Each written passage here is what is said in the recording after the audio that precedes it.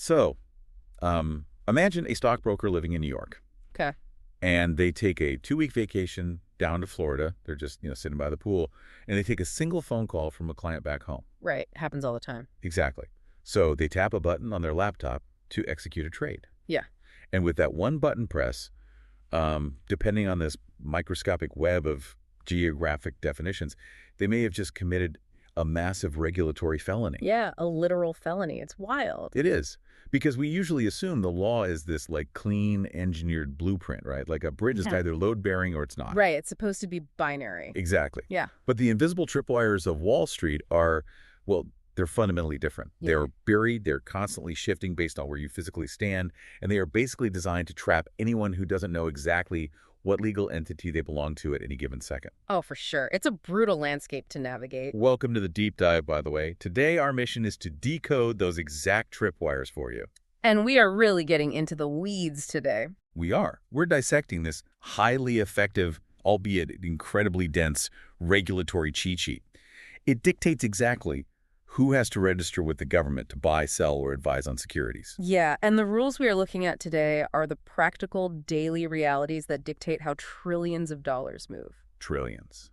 With a T. Exactly. And if you don't understand the underlying logic of why these rules exist, the tension between federal oversight and state-level paranoia, you will drown in the jargon. Oh, you'll absolutely drown.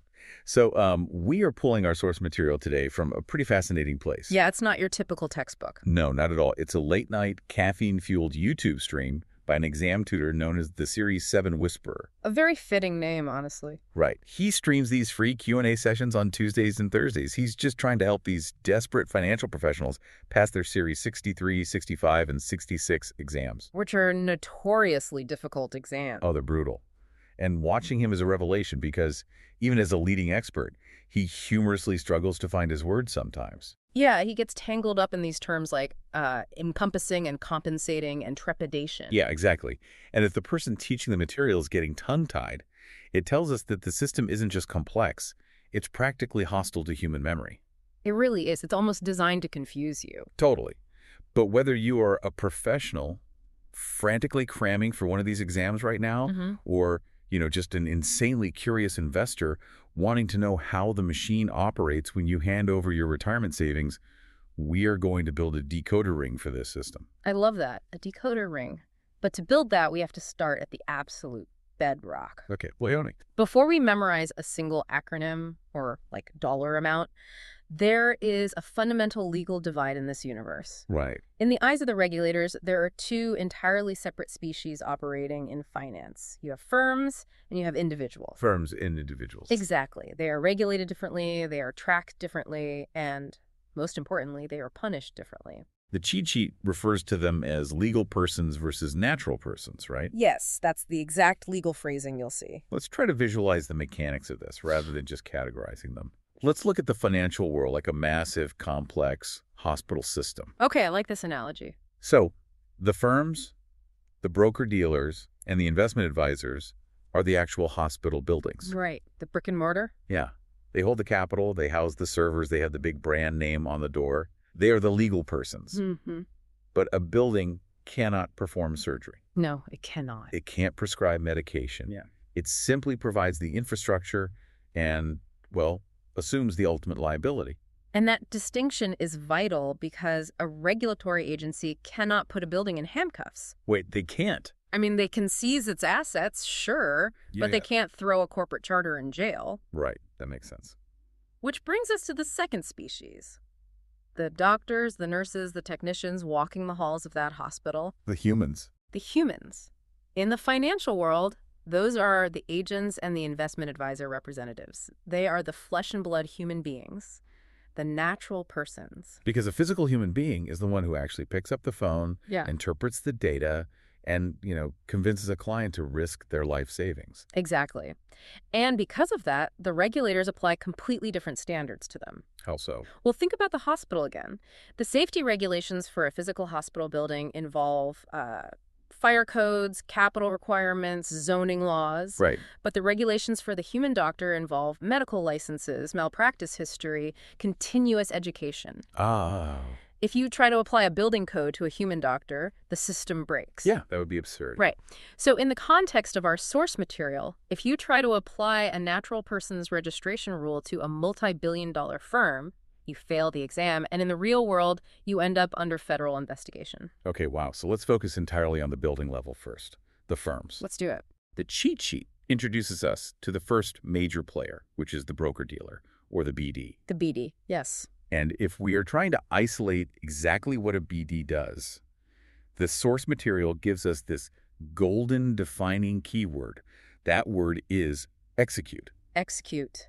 That single word defines their entire economic existence. They are the executioners of transactions. Exactly. A broker-dealer's core identity is making trades happen. They are the engine room of the market. So they aren't necessarily the ones holding your hand through a life crisis. No, not at all. Oh. They are not necessarily paid to sit with you and chart out a 30-year retirement plan. They are paid to take your order and drop it into the market. Right. And because their function is execution, the mechanism of how they extract money from the system is highly specific. They charge commissions. Commissions. Yeah. And the source gets very granular about this terminology, splitting the concept of execution into two different channels, right? Yeah. Agency trades and principal trades. Yeah, this goes back to the mechanics of the market. Let's break it down. Say you want to buy 100 shares of a specific tech stock. Okay, I've got my eye on a tech stock. If the broker-dealer acts in an agency capacity, they act as your middleman. Like a real estate agent. Exactly like that. They go out into the vast open market. They hunt down a completely separate person who is trying to sell 100 shares of that exact stock, match the two of you up, and take a commission for making the connection. Got it. So they acted as my agent. They facilitated the handshake. Precisely. But what if they don't want to go hunt down a seller? What if it takes too long? Well, then they act in a principal capacity. Okay, how does that work? In this scenario, the broker-dealer looks at their own massive internal inventory. They already own millions of shares of that tech stock themselves. Oh, so they're just selling from their own stash. Right. Instead of matching you with a third party, they sell those shares directly to you out of their own vault. Interesting. Do they still charge a commission then? No, and this is a key vocab word for the exams. When they do that, they don't charge a traditional commission, they add a markup to the price. A markup. Yeah, they might buy the stock in bulk for $50 a share and sell it to you from their inventory for $50.05. So they skim a little off the top. Essentially, yes. But the underlying reality remains. Whether acting as an agent matching buyers or a principal dealing from their own vault, their legal function is executing the transaction. And because they are the ones actually touching the money and moving the shares, their regulatory burden is, frankly, crushing. Oh, it's immense.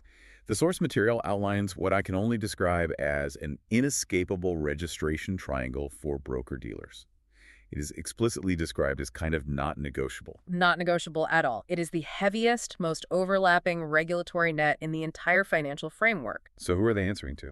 A broker-dealer must register with all three levels of authority simultaneously. All three. Yes, they must register at the federal level with the SEC. Okay, that makes sense. They must also register with FINRA, which is the self-regulatory organization that polices the actual mechanics of the industry. FINRA, right. And they must register with the state regulators.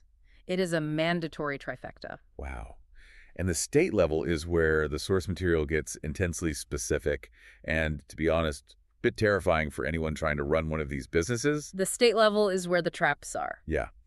There is a mantra repeated throughout the cheat sheet. It goes, no office, no retail, no register. No office, no retail, no register. That phrase is the perfect diagnostic tool. How so? It establishes the exact mathematical threshold for when a broker-dealer's footprint in a state becomes large enough that the local government demands oversight. Okay, let's run a stress test on that rule because the severity of it seems almost unmanageable. Let's do it. Let's say we have a massive broker-dealer headquartered in New York. Okay. They have 0 physical offices in the state of Ohio. None. Not a single one. But they execute a single trade for one retail client. Let's say a grandmother living in Cleveland. Okay, a retail client in Ohio. Does this massive New York firm now have to submit to the jurisdiction of the Ohio state regulators based on that single trade? They absolutely do. Wait, seriously? Yes, the trap snaps shut the moment that trade is executed. There is no grace period, no minimum threshold, like 10 clients maybe. 0. That seems incredibly inefficient for a state regulator to bother processing the paperwork for a massive firm over one resident. It does seem inefficient, But there is absolutely zero de minimis exemption for retail clients when you are a broker-dealer. Wow. The logic behind the strictness is actually rooted in consumer protection. Okay, protect the grandmother. Exactly. A state government's primary directive is to protect its vulnerable citizens from out-of-state predators. Retail clients, everyday individuals investing their own money, are considered the most vulnerable players on the board. So Ohio steps in. Right. The state of Ohio does not care how inefficient it is for the New York firm. Ohio demands the legal right to audit, investigate, and fine that firm if that grandmother loses her life savings due to fraud. One retail client grants the state that jurisdiction. One single client. That makes the stakes incredibly clear. Hmm. But, a regulatory framework this rigid is practically begging to be tested by edge cases. Right. Oh, absolutely. And the test writers know this. The cheat sheet highlights how the exams use the definitions of retail and office to create these massive traps. The first one is the institutional exception. Yes, the institutional exception. This flips the consumer protection logic we just discussed on its head. How does it flip it? Well, if retail clients are vulnerable, institutions are the apex predators. Like who? We are talking about massive commercial banks, multi-billion-dollar mutual funds, insurance conglomerates. The big guys. The biggest.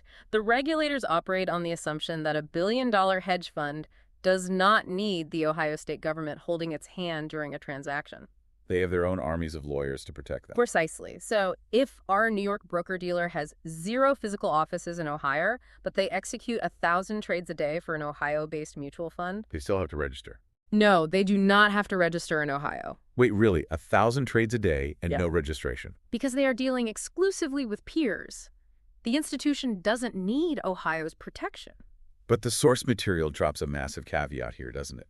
The physical footprint overrides everything. Yes, it does. So if that New York broker-dealer decides they are tired of flying their executives out to Ohio to meet with this mutual fund, and they lease a single tiny office space in downtown Columbus to use as a home base. Everything changes. Instantly. Instantly. The physical office acts as a lightning rod for state regulation. Lightning rod, I like that. The moment you sign a commercial lease and plant a flag in the soil of that state, you are declaring yourself a local business.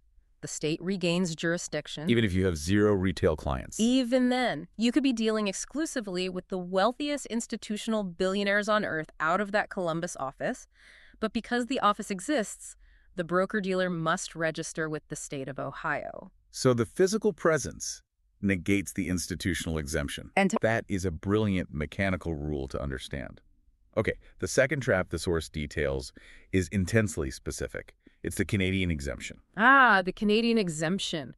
This one highlights the friction between international borders and the messy reality of human movement. Lay out the scenario for us. Imagine a fully registered, highly compliant Canadian broker-dealer based in Toronto. Okay, up north. They have a Canadian client who spends 10 months of the year in Ontario, but flies down to Florida for the winter to escape the snow. The classic snowbird scenario. My grandparents did exactly that. Right.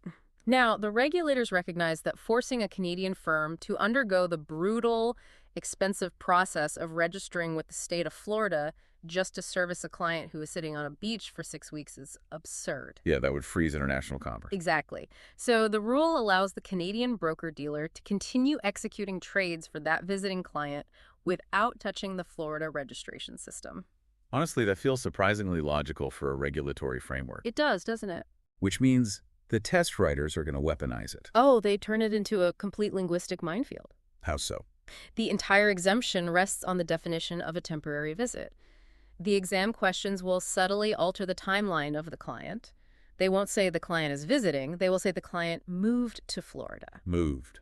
Oh, wow. So if the snowbird buys a permanent residence, switches their driver's license, and officially relocates.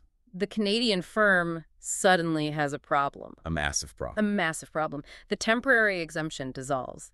That client is now a resident of Florida, protected by Florida law. Wow. So the Canadian broker-dealer must either undergo full registration in Florida, or they must legally abandon their longtime client. Just drop them. They have to. And there's another linguistic trap involving the word existing. Existing. Yeah, the exemption only applies to an existing relationship. So they can't solicit. Exactly. A Canadian broker cannot fly down to Miami, walk into a golf club, and start soliciting new American clients under the guise of the exemption. Right. So the mechanism is designed strictly to maintain the status quo of an existing relationship during temporary travel. It is not a backdoor to expand your business internationally. It seals the border against unchecked solicitation. Okay, so we have a really clear picture of the broker-dealer. They're the heavy machinery. The executioners. They execute, they charge commissions, and they are blanketed by SEC, FINRA, and state oversight, triggered by the mere existence of a physical office or a single retail client. That sums them up perfectly. But what if a client doesn't just want an executioner? What do you mean? What if they want an architect? What if they want someone to look at their entire financial life and design a blueprint? Ah, that shifts us to the second type of firm in our hospital system, the investment advisor. If the broker-dealer is the surgical operating room, the investment advisor is the diagnostic clinic. That's a great way to put it. And the defining keyword for the investment advisor, or IA, is recommend. Recommend, not execute. Right. Their legal purpose is providing advice about securities as a business. And this fundamental difference in purpose dictates a completely different economic engine, right? Completely different. Because a broker-dealer survives on the friction of trades, commissions, and markups, but an investment advisor is compensated for the intellectual weight of their recommendations. Exactly. They charge fees, not commissions. How do those fees work? Well, the most common structure is an AUM fee, which is a percentage of the total assets under management. Okay. If they manage $1 million for you, they might charge 1% of that total every single year. So 10 grand a year no matter what. Right. And the brilliant part of this mechanism is that the advisor gets paid regardless of how many trades are actually executed. Oh, wow. They could put you in a single index fund, never touch it for 5 years, and still collect their fee because the fee is for the ongoing strategy and monitoring. That's a huge difference. Yeah. Are there other ways they charge? Yes. They can also charge hourly rates for building a financial plan or, in highly restricted scenarios, depending on state law, performance-based fees if they actually beat the market. Okay. Now, because their business model is entirely different, their relationship with the regulators is completely inverted compared to the broker-dealers. Inverted is the right word. Broker-dealers had to register with everyone simultaneously. SEC, FINRA, state. But for investment advisors, the source material introduces an aggressive, absolutist doctrine. The never both doctrine. Never both. Never at both. An investment advisor firm is either regulated by the federal government via the SEC or they are regulated by the individual states. They are never subjected to dual registration. This division of labor between the federal and state governments is fascinating to me. It implies that the SEC simply does not have the bandwidth to monitor every single boutique financial planner in the country. They don't. Bandwidth is exactly the issue. So they have to draw a line in the sand and delegate the smaller fish to the states. The SEC is designed to monitor systemic risk, the massive tectonic plates of the global economy. They cannot waste resources auditing a two-person firm in Idaho managing a few $1 million. So the regulators built a strictly mathematical decision tree to sort these firms. Let's walk through that tree step by step for the listener because it's the core of how an investment advisor operates. We start at the top, branch 1, the federal level. Okay, branch 1. To trigger mandatory SEC registration, an investment advisor must cross a massive threshold. How massive? $110 million in assets under management. 110 million, that's specific. Yes. Once a firm is directing $110 billion of client capital, the federal government determines that their collapse or, corruption would cause unacceptable, widespread damage. So they become a federal covered advisor. Exactly. The SEC takes full jurisdiction, and the states are legally preempted from regulating them. Now, the source notes there is a second way to automatically end up on the federal branch, regardless of your assets. Yes, there is. If your client is a mutual fund, Yeah. you bypass the state regulators entirely. Why does the identity of the client override the dollar amount? Because of the mechanical nature of a mutual fund. What do you mean? A mutual fund is a giant pool of money gathered from thousands of retail investors spread across all 50 states. Right. So even if the mutual fund itself only has $20 million in it, the impact of the advice being given affects a nationwide web of citizens. Ah, I see. It is inherently interstate commerce. The SEC automatically claims jurisdiction over anyone advising a vehicle with that kind of national reach. That makes total sense. So 110 million, or a mutual fund, puts you in the federal crosshairs. Let's look at branch 2, the choice zone. The choice zone. This exists to prevent regulatory whiplash. Whiplash. Yeah.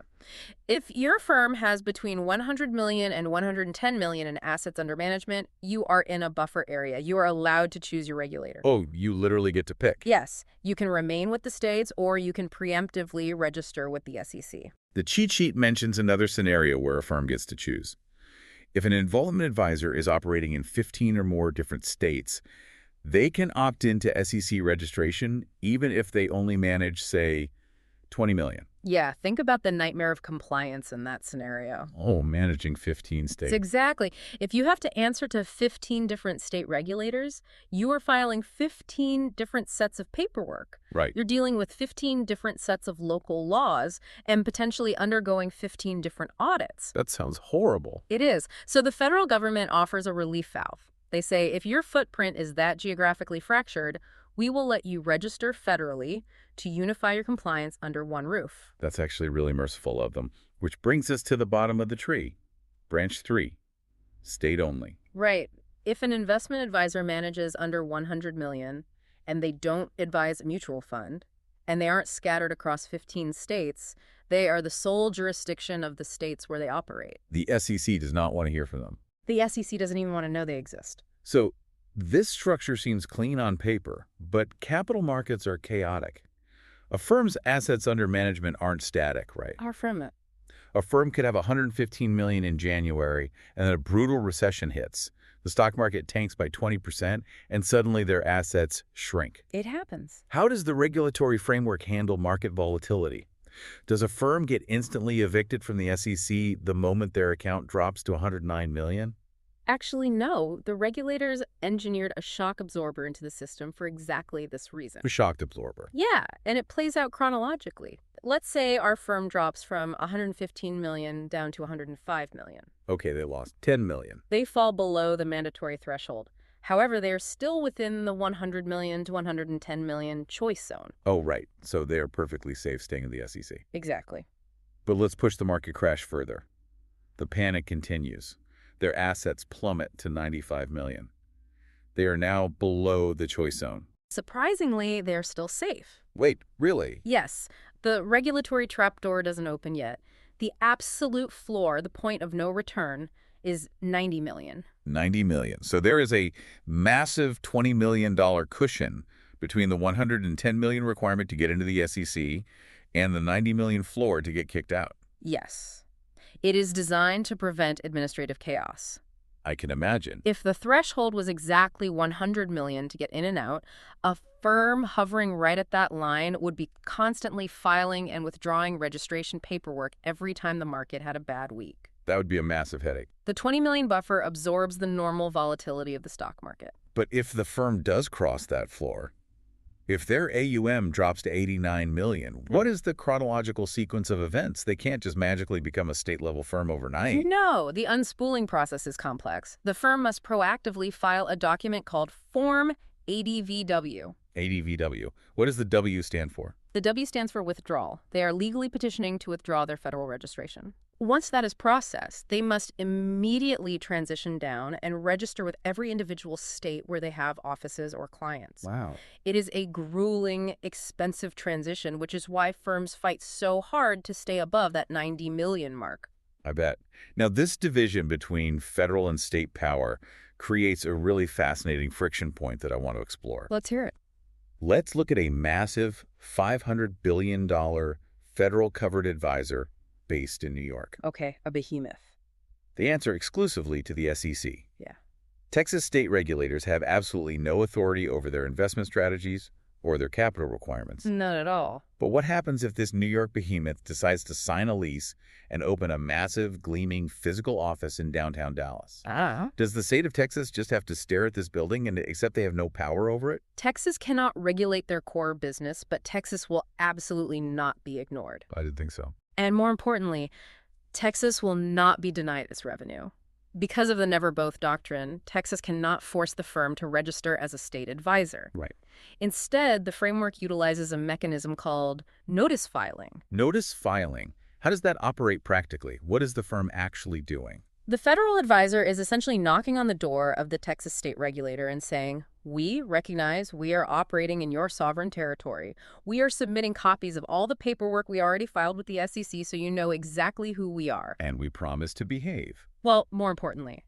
And, as a courtesy for operating in your state, we're paying you a substantial filing fee. Ah, there it is.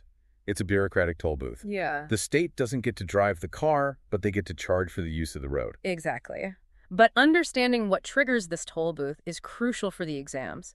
A federal investment advisor must notice file in a given state if they maintain a physical office in that state, or if they exceed a very specific client threshold. And the source material gets wonderfully pedantic about this threshold. It really does. The rule dictates that a firm must notice file if they have 6 or more retail clients residing in the state. 6 or more. And the tutor points out that test writers will weaponize the phrasing, sometimes changing 6 or more to more than 5. Yeah, and mathematically, those phrases are identical. Right, 6 is more than 5. But in the high-pressure environment of a timed regulatory exam, seeing the number 5 instead of the number 6 can induce total panic. I would panic. The test taker begins second-guessing the core rule. It is a psychological stress test as much as a legal one. So sneaky. Okay, before we move on from the firm level, we have to look at the exclusions. Not everyone who gives financial advice is legally defined as an investment advisor. This is true. The cheat sheet provides an incredibly useful acronym to remember who gets to bypass this entire system. PLATE. PLAT. Yes. The PLATE exclusion is a cornerstone of understanding how the law views professional advice. The acronym stands for publishers, lawyers, accountants, teachers, and engineers. These are 5 professions that inherently analyze data, assess risk, or discuss economics, right? Exactly. Think about a divorce lawyer. They might have to advise a client on how to liquidate a stock portfolio. Right. Or an accountant might look at a client's tax burden and suggest municipal bonds. But they are excluded from the IA definition. They are excluded, but, and this is a massive but, the exclusion hangs by a very thin, very specific thread. The caveat is the word incidental. Incidental. The advice they provide regarding securities must be purely incidental to their primary professional duties. So the divorce lawyer can say, selling these stocks will help finalize the settlement. That's incidental to the divorce. Yes, that is fine. But what severs that thread? When do they cross the line? The mechanism of compensation severs the thread. It always comes back to money. Always. If that lawyer or accountant charges their standard hourly rate for the legal or tax work, the exclusion holds. But if the accountant creates a separate line item on the invoice that explicitly says, investment strategy consultation, $1,000. Oh, they put it in writing. The incidental nature of the advice vanishes. By isolating the advice and charging a specific fee for it, they have transformed themselves from an accountant into a business that provides advice on securities. Wow. The exclusion shatters, and they are legally required to register as an investment advisor. The intent of the billing defines the legal reality of the service. Precisely. That is a brilliant transition point because we've spent all this time talking about the legal reality of firms. The buildings. The broker-dealers who execute, the investment advisors who recommend, the hospitals and the clinics. But a corporation is a ghost. A corporation cannot sit across a mahogany desk and talk a terrified retiree out of selling everything during a market crash. This system relies entirely on humans. The firm provides the legal scaffolding, but the natural persons provide the action. Right. We need to shift our focus to the individual level, starting with the human beings who act as the foot soldiers for the broker-dealers. Okay, so the foot soldiers for the executioners. These individuals are legally defined as agents. Agents. The definition is narrow. An agent is an individual who represents a broker-dealer in effecting or attempting to effect the purchase or sale of securities. They are the ones actually pulling the trigger on the executions. Exactly. Now, we established earlier that broker-dealers, the massive firms, must register with the SEC at the federal level. Yes. But the source material drops a crucial distinction regarding the humans. The SEC does not register individuals. This is a profound delegation of power. Why doesn't the SEC want to track them? The SEC is hyper-focused on the macro structure, the capital reserves of the firms, the systemic market risks, the massive frauds. Right. Maintaining a database of hundreds of thousands of individual human employees, tracking every time they change their home address or get a speeding ticket, would paralyze the federal agency. So the SEC forces the firm to be responsible for its own people. But where does the actual agent file their paperwork? The agent registers with FINRA, the self-regulatory body, and crucially, they must register in every single state where they operate.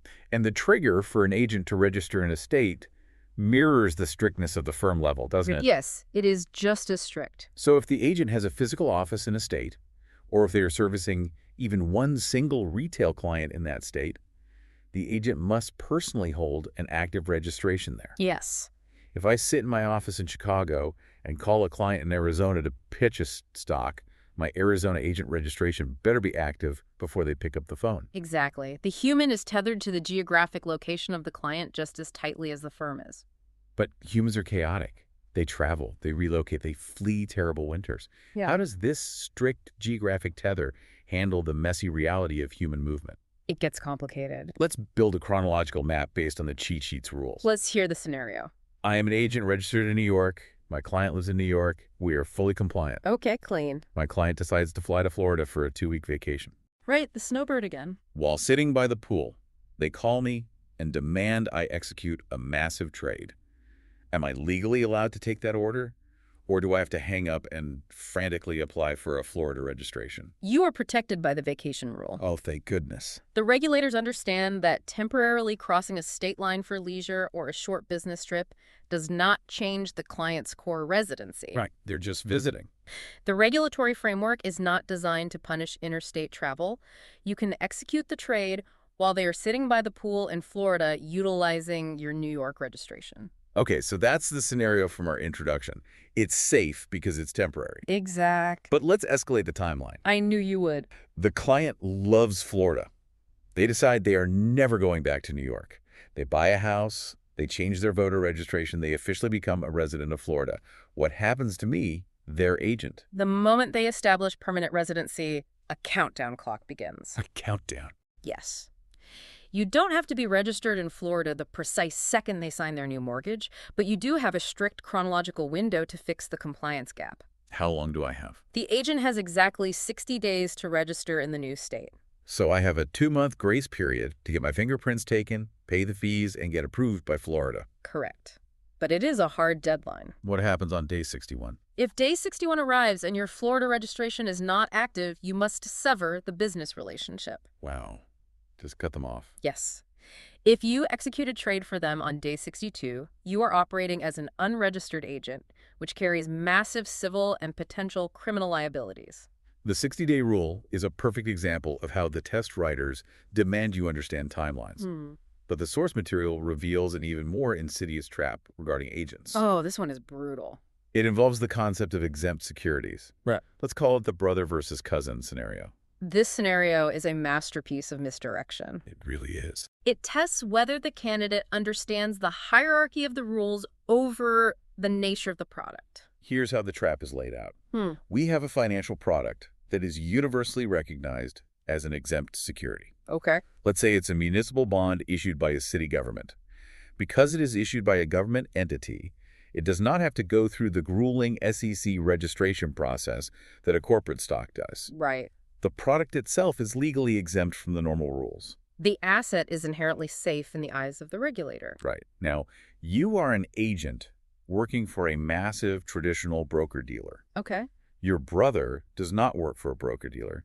He works directly for the city government that is issuing the bonds. Okay, two different employers. You are both standing in the same room, pitching the exact same exempt municipal bond to the exact same crowd of retail investors. Who is legally required to be registered as an agent to make that sale? The logical trap is assuming that because the bond is exempt, the people selling it are also exempt. It seems like common sense. Or, alternatively, assuming that because both men are performing the exact same action with the exact same product, the law treats them equally. Right. The regulatory framework rejects both of those assumptions. The cheat sheet provides the brutal reality. You, the employee of the broker-dealer, must be registered. Why?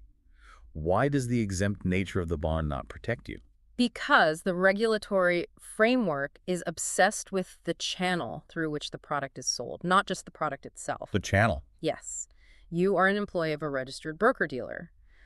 The golden unbending rule is that if you represent a broker-dealer in effecting a transaction, there are effectively no exemptions. Period. Period. It does not matter if you are selling the safest government bond in human history. The moment that transaction flows through the corporate machinery of a broker-dealer, the human facilitating it must be registered. So the exemption belongs exclusively to the security. Okay. It does not rub off on the agent. The machinery of the firm taints the transaction with regulation. That's a great way to put it. Uh-huh. But what about the brother? He is selling the identical bond. The brother is operating in a completely different regulatory universe. How so? He is not representing a broker-dealer. He is representing the issuer, the actual entity that created the security. The city government. Right. The rules state that an individual representing an issuer selling an inherently exempt security does not have to register as an agent. That seems like a massive loophole for the brother. There is a critical condition attached to his freedom. And what's that? He cannot receive any special compensation or commission specifically tied to the sale of those bonds. Ah. If he is just a salaried city employee and selling the bonds as part of his normal administrative duties, he is exempt. Okay. But the second he gets a bonus for every bond he sells, he becomes an agent and must register. The misdirection is total. The test writer dangles the shiny exempt security in front of you, hoping you focus on the product, when the entire legal reality hinges on the identity of the employer and the mechanism of compensation. Exactly. It proves that in financial regulation, who you work for is often far more important than what you are selling. That covers the humans executing the trades. But what about the humans providing the advice? Yes, let's move to the other side of the hospital. If agents are the foot soldiers for the broker-dealers, who are the doctors working inside the investment advisor clinics? We call them the IRRs, investment advisor representatives. The shift in acronyms is important. We've moved from agent to IRR. Yeah. How does the law define an IRR? An IRR is a natural person who represents an investment advisor firm. Okay. They are the humans who actually sit down with the client, analyze their financial life, and verbally provide the recommendation. The ones actually giving the advice. Right, but the definition casts a wider net than just the client-facing employees. Crucially, an IRR also includes anyone who supervises the employees giving the advice. So the management layer is caught in the regulatory net, even if they never speak to a client. Yes, the supervisors must be registered too. Now, the source material explores a fascinating career pivot that forces us to look at how an agent transforms into an IR. Let's map out a real-world scenario. Let's do it. I have spent 10 years as an agent. I work for a broker-dealer. I call my clients, I execute trades, and I charge a $20 commission every time they buy a stock. Very traditional model. Right. But I realize the industry is changing. I don't want to rely on the friction of trading anymore. I want to tell my clients, stop paying per trade. Let me manage your entire portfolio, and I will just charge you a single flat rate fee of 1.5% of your total assets every year. It is the most common evolutionary step in a modern financial career, moving from transactional execution to holistic management. Yeah, everybody wants to do it. But the moment you change how you bill the client, you trigger an avalanche of regulatory consequences. Why? I am the exact same human being, talking to the exact same client, looking at the exact same stocks. Because the nature of the service has fundamentally transformed. How so? By charging a wrap fee or an AUM fee, you are no longer being compensated simply for the mechanical act of pushing a button to buy a stock. Right. You are being compensated for the continuous strategy, the monitoring, the advice. You have legally crossed the line from executioner to recommender. The mechanism of the fee dictates the legal identity. Exactly. And because of that, you can no longer operate solely as an agent under a broker-dealer. So what is the mechanical process I have to undergo? You must align yourself with an investment advisor firm. Okay.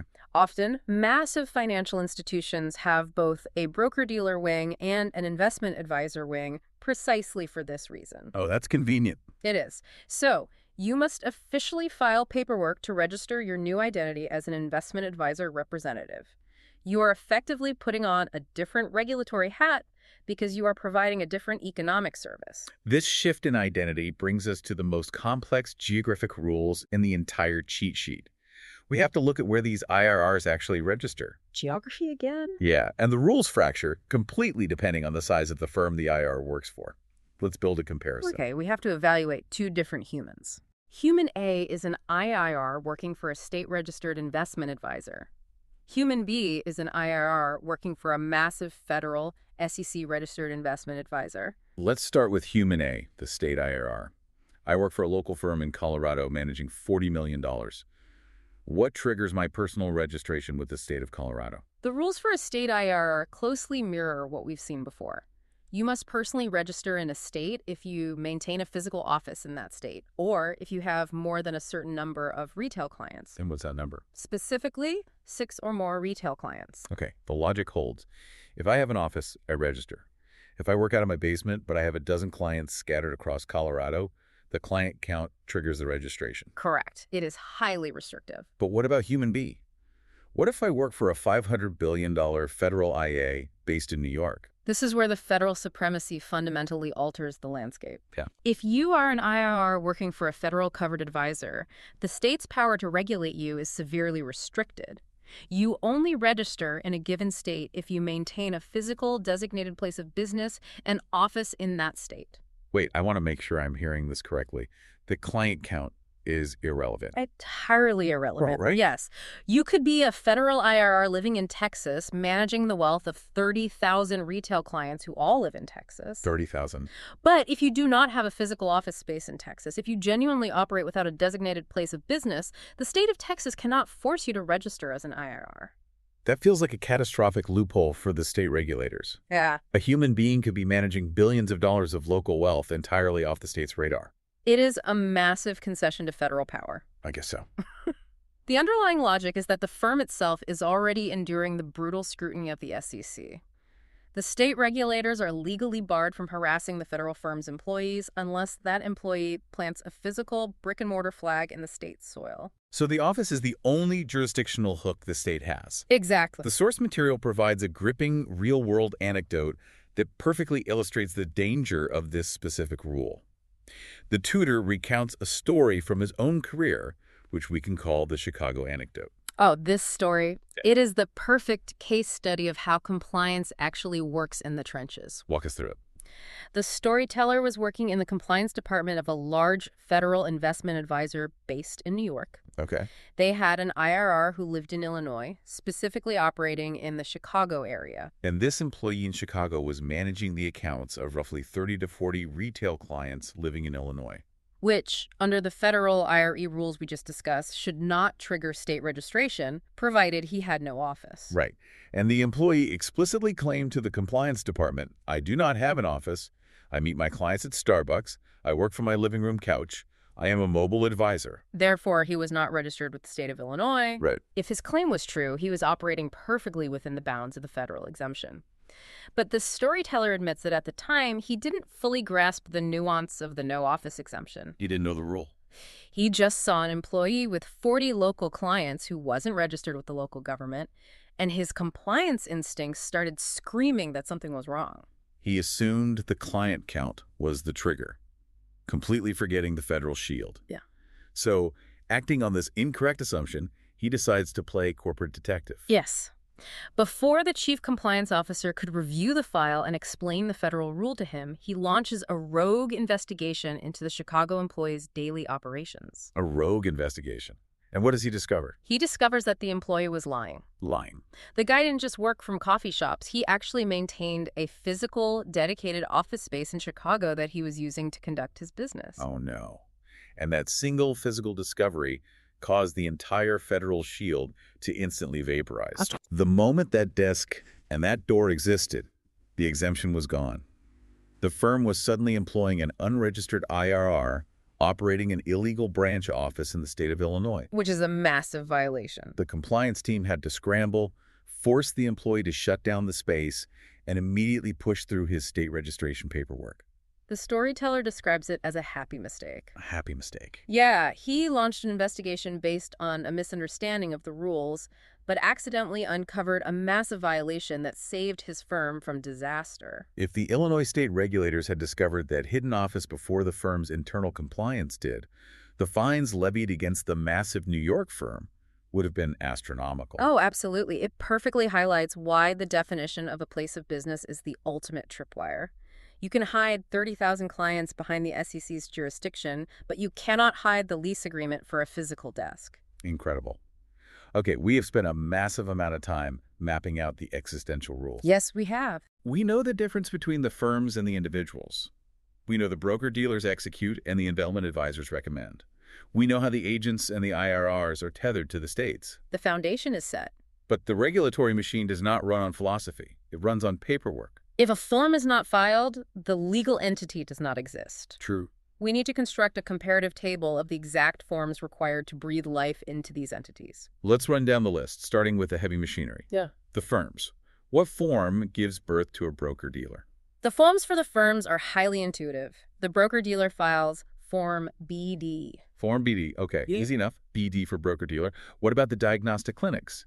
The investment advisors? They file Form ADV. ODV. You can use the ADV to remember advise. Perfect. And as we discussed, during the chronological breakdown of the 90 million threshold, if they need to leave the SEC, they file Form ADVW to execute the withdrawal. ADVW for withdraw.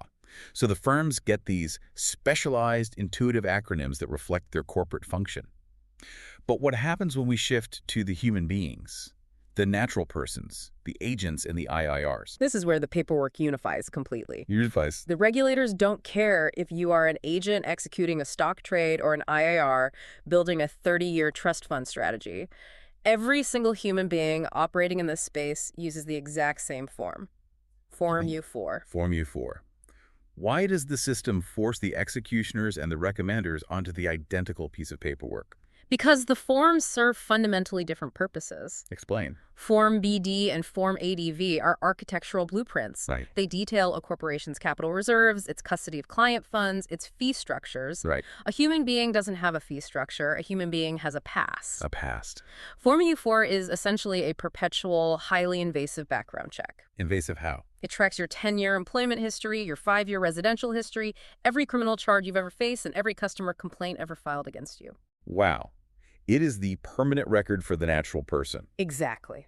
So if I spend 5 years as an agent at a broker-dealer, and then I decide to transition to charging wrap fees and become an IAR at an investment advisor, my corporate affiliation changes, my legal duties change, but my Form U4 simply travels with me and gets updated. Yes.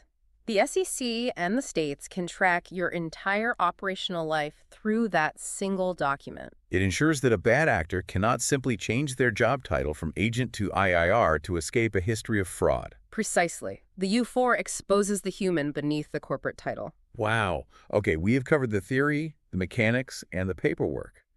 But our source material is fundamentally a survival guide for a regulatory exam. It is. And it leaves us with an incredibly practical tactical weapon for actually passing the test. Yes. The cheat sheet provides a strategy for defeating the most psychologically taxing questions on the exam. Which are? The which of the following is not questions. Oh, I hate those.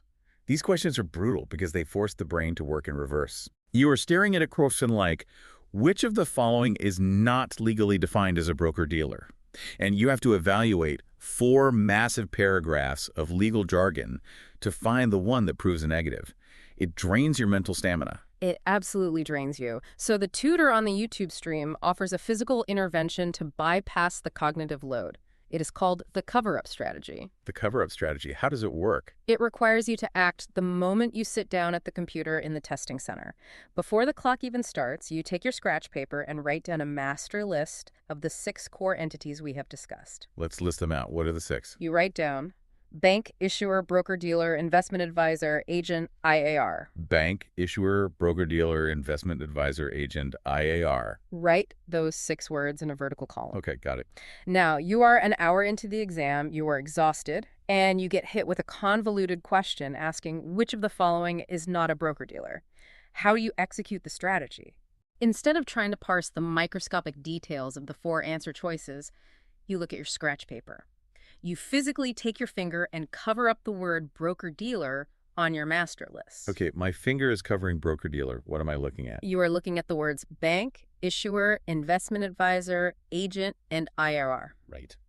The strategy dictates that whatever entities remain uncovered on your list are, by absolute legal definition, not broker-dealers. Oh, I see. An agent is not a broker-dealer. An agent is a human. An investment advisor is not a broker-dealer. They recommend, they don't execute. This is brilliant. So you scan the 4 multiple-choice answers. If any of the answers simply describe an agent, an issuer, or an IA, you instantly know it is the correct answer to the not question. You don't have to debate the nuances of execution at all. You just identify the wrong species. Exactly. It transforms a grueling legal analysis into a visual matching game. But looking closely at that master list of 6 words, there is an anomaly. What did you spot? We have spent an hour dissecting broker-dealers, advisors, agents, and IIRs. We briefly touched on issuers when we discussed the brothers selling municipal bonds. True.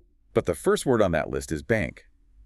Why is a traditional bank listed alongside these highly regulated securities entities? The source material makes a brilliantly accurate observation about how the law treats banks in this specific context. How does it treat them? In the realm of the Uniform Securities Act and the SEC regulations we've been discussing, banks operate as ghosts. Ghosts, meaning they exist, but the rules pass right through them. Precisely. A commercial bank, the place where you have your checking account and your mortgage, is already subjected to a completely different, equally massive regulatory apparatus. Oh, right. They answer to the Federal Reserve, the FDIC, the Comptroller of the Currency, state banking commissioners. That's a lot of bosses. Because they are already smothered by banking laws, the securities regulators generally exclude them from the definitions of broker-dealers and investment advisors. They are granted an overarching exemption, so they don't have to answer to 2 different sets of federal masters. Exactly. They float through the securities regulations. So, applying this to the exam strategy, if a question asks, which of the following is not an investment advisor? Or which of the following is not a broker-dealer? And one of the multiple choice options describes a traditional commercial bank or trust company. You slam that answer immediately. Without hesitation, the bank is almost never defined as one of these registered securities entities.